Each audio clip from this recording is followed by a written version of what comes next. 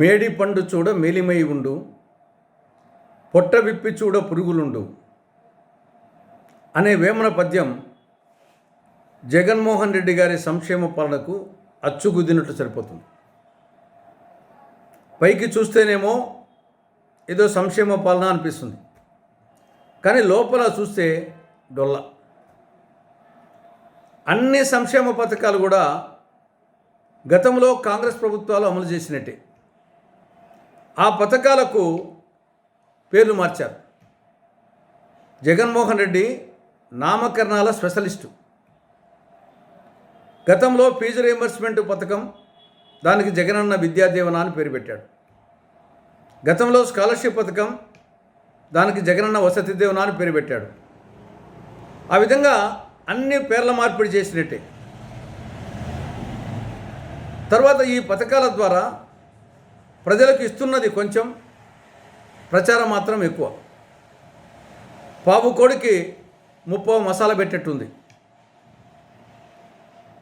సంక్షేమ పథకాల ద్వారా ప్రజలకు ఇస్తున్నది గోరంతా, లాక్కుంటున్నది కొండంతా. ఇది ఎలా ఉందంటే చాక్లెట్ ఇచ్చి నెక్లెస్ దొంగిలించినట్లుంది. మట్టి ముంత ఇచ్చి వెండి చెంబు దొంగిలించినట్లుంది. బాదుడే బాదుడు, దంచుడే దంచుడు, పెంచుడే పెంచుడు కార్యక్రమం.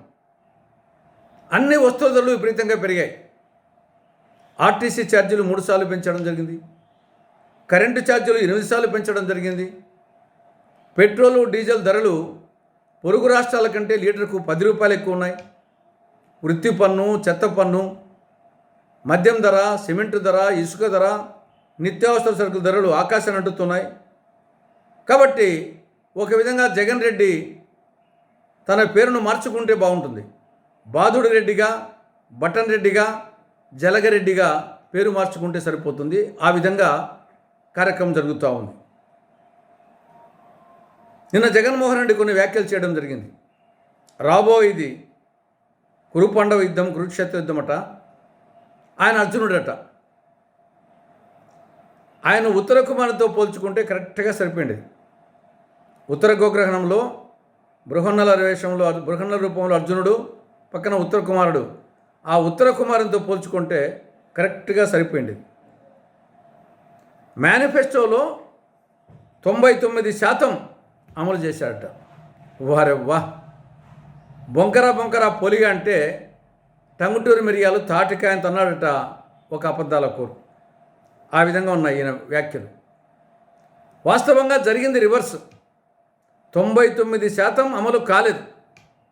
కానీ ఈయనకి అంతా ప్రతిదీ రివర్స్ టెండర్స్, రివర్స్ పాలన అలవాటు కాబట్టి ఇక్కడ కూడా రివర్స్లో చెప్పేశాడు. అంతెందుకు, మేనిఫెస్టో అంతా వద్దు. ఆ నవరత్నాలు, ఆ 9 తీసుకున్నాం. ఆ నవరత్నాలే సక్రమంగా ఇంప్లిమెంట్ కావడం లేదు. కొన్ని అసలు కావడం లేదు.